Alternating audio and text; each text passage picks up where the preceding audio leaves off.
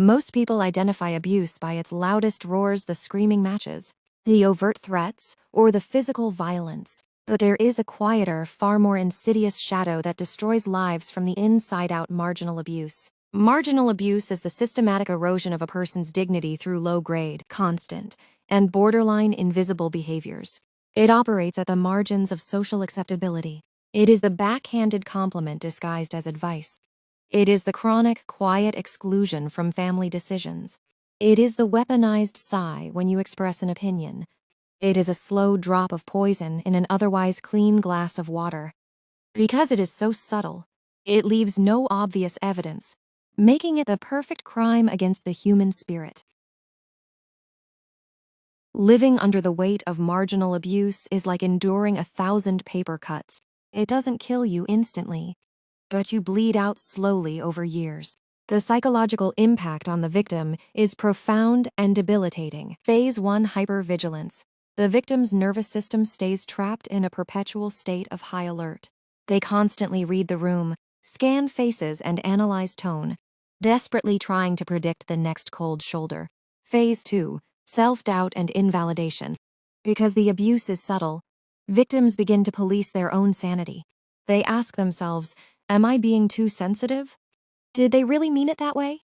This internal gaslighting completely destroys their intuition. Phase 3: cognitive exhaustion. Deciphering passive-aggressive behavior requires immense mental processing power. Over time, the victim experiences brain fog, chronic fatigue, and a total loss of their personal identity. They become a ghost of who they used to be, entirely consumed by the abuser's emotional weather. To break free, we must look into the broken machinery of the doer's mind. Why do they do this?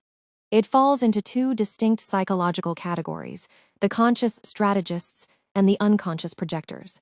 The conscious doers know exactly what they are doing. They use marginal abuse as a calculated strategy for control. They understand that overt abuse invites intervention from society or family. By keeping the abuse small, hidden, and deniable, they can control the victim without ever looking like the bad guy to outsiders. It is pure, calculated emotional chess. However, many doers act entirely unconsciously. These individuals suffer from deep-seated insecurities, unhealed generational trauma, or fragile egos. They use marginal abuse as a psychological defense mechanism to avoid facing their own feelings of inadequacy. They subconsciously diminish the people closest to them.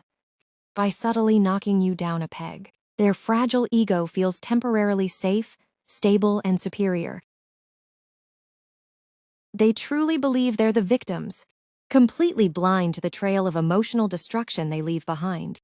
The most dangerous trap of marginal abuse is trying to convince the doer of what they're doing. The conscious abuser will deny it to protect their game.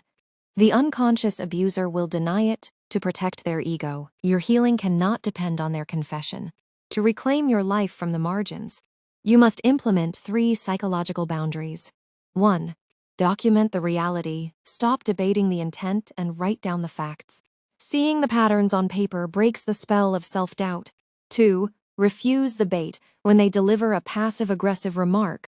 Respond with flat, neutral indifference. Do not explain, don't defend, and don't get angry. Starve them off their emotional reaction.